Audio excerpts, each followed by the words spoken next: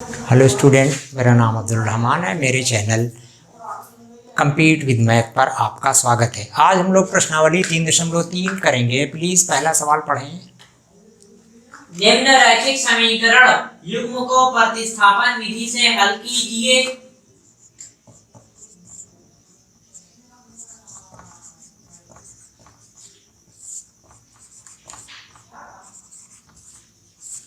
x plus Y बराबर 14, x minus Y बराबर 4। देखिए, ये दो समीकरण दिए हैं, समीकरण युग्म आप सीखे ही हैं। और पहली विधि आपने ग्राफ विधि से समीकरण का हल देखा और समीकरण का ग्राफ खींचना सीखा। आज वो कह रहे हैं कि दूसरी विधि है, कह रहे हैं प्रतिस्थापन विधि। ये दूसरी विधि है आपके यहाँ। तो प्रतिस्थापन विधि से समीकरण को हल करिए। आइए देखते हैं प्रतिस्थापन विधि होती क्या है।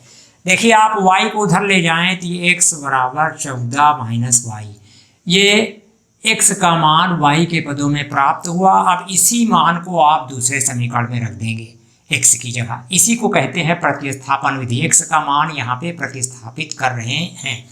यहाँ लिखना चाहिए x का मान समीकरण 2 में रखने पर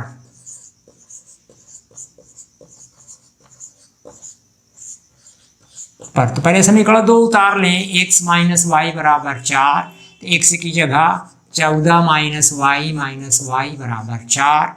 तो ये 14 माइनस 2y समान जुड़ जाएंगे, समान चिन्ह।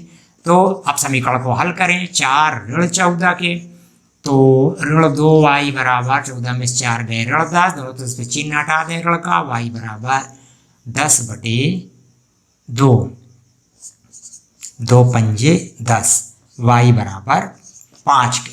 अब y का ये मान किसी भी समीकरण में रख लें, चाहे पहले में रख लें चाहे दूसरे में रख लें।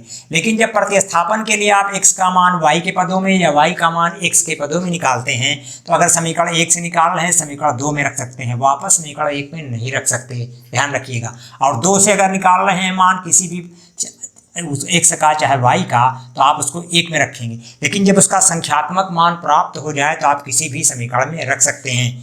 तो देखिए, यहाँ पर रखते हैं y का मान समीकरण 1 में रखने पर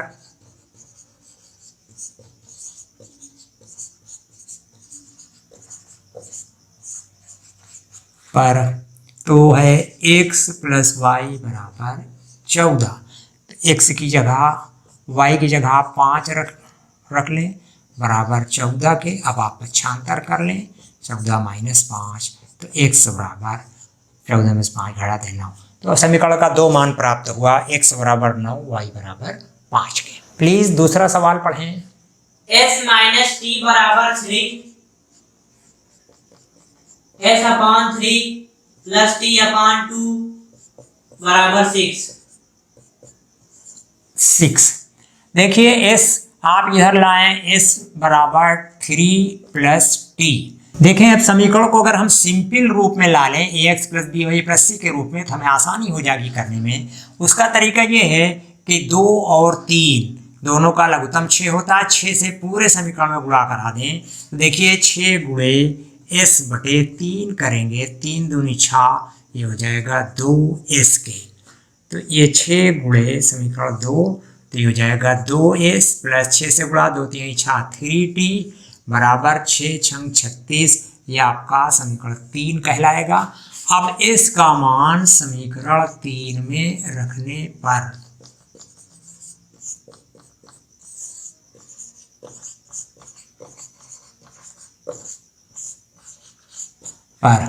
देखिए, ये हुआ 2s, पहले समीकरण को लिख लें, बराबर 36 के। अब 2s बराबर 3 प्लस t और प्लस 3t अपनी जगह बराबर 36 के। अब 2 से गुणा करें, 2 3 6 धन 2t और धन 3t बराबर 36 के। अब 3 2 5t बराबर 36 माइनस 6, तो 5t बराबर 30 के। तो t बराबर 30/5, 5 6 30, t बराबर 6। हाँ, अब देखें, t का मान किसी भी समीकरण में आप रख दें तो आपको s का मान मिल जाएगा। चलो समीकरण 1 में रखने पर समीकरण 1 उतार लें, s माइनस टी बराबर 3 के, तो t बराबर यहाँ पे 6 है, s माइनस ये s है भाई, s माइनस टी जो है t की जगह 6 आया है बराबर 3 के, तो s बराबर 3 धन 6, तो s बराबर 9 के। ये आपका आंसर होगा, t बराबर 6 और s बराबर 9। प्लीज तीसरा सवाल पढ़ें। 3x माइनस वाई बराबर 3, 9x माइनस 3y बराबर 9।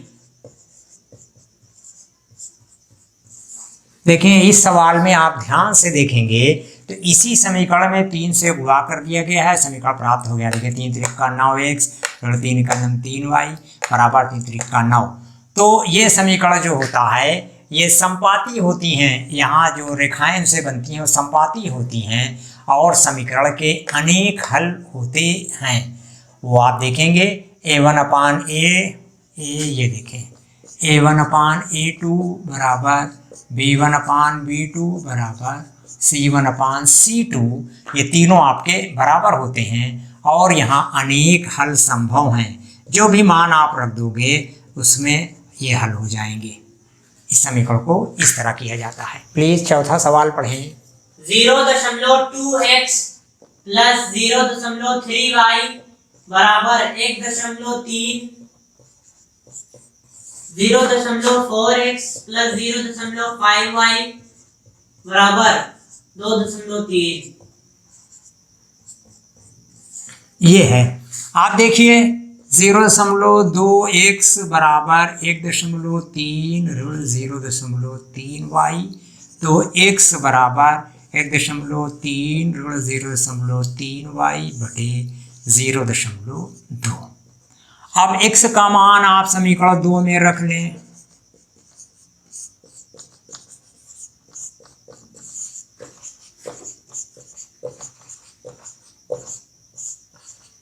रखने पर पहले समीकरण 2 उतार लें, 0.4x धन 0.5y बराबर 2.3, तो 0.4 और x की जगह 1.3 ऋण 0.3y बटे 0.2 धन 0.5y बराबर 2.3 के।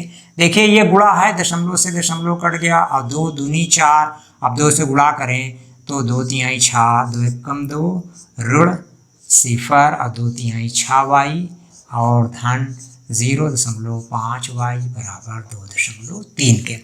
अब ये हो जाएगा ऋण 0.6y से 0.5y घटाओगे 0.1y और 2.6 को उधर ले जाएं तो 2.3 ऋण 2.6, तो ऋण 0.1y बराबर ये हो जाएगा 0.3 ऋण। क्यों ऋण होगा? ये ज़्यादा है भाई मान, ऋण 0.3 दोनों तरफ से ऋण हटा दें तो y बराबर 0.3 बटे 0.1, दशमलव से दशमलव कट गया और 1 तिक्के 3, तो y बराबर 3। अब y का मान किसी भी समीकरण में आप रख लें, y का मान चलिए समीकरण 1 में रखने पर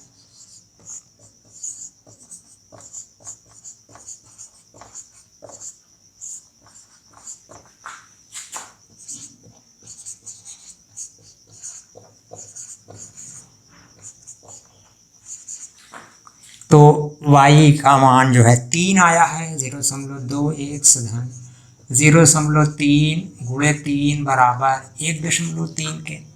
अब 0.2x धन 3 त्रिक का 9, 0.9 बराबर 1.3, तो 0.2x बराबर 1.3 ऋण 0.9, तो 0.2x बराबर 13 13 से 9 गई 4, 0.4, तो x बराबर 0.4 बटे 0.2, दशमलव से दशमलव कट गए और 2 दूनी 4, x बराबर 2।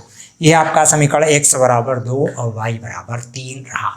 बस स्टूडेंट ये पहले सवाल के 4 सवाल, पहले में 4 सवाल, 2 और हैं, आप अगले दिन उनको देखेंगे। इस वीडियो बहुत लंबा हो जा रहा था इसलिए इतने पे रोक दिया है। अब आप अगर आपको मेरा ये वीडियो पसंद आता है तो प्लीज़ इसे लाइक करें, दोस्तों के साथ ज़्यादा से ज़्यादा शेयर करें और चैनल को सब्सक्राइब अवश्य करें। इससे हमारा हौसला बढ़ता है और हम इसी तरह की नई नई वीडियोज़ आपके लिए लाते रहेंगे। Thank you.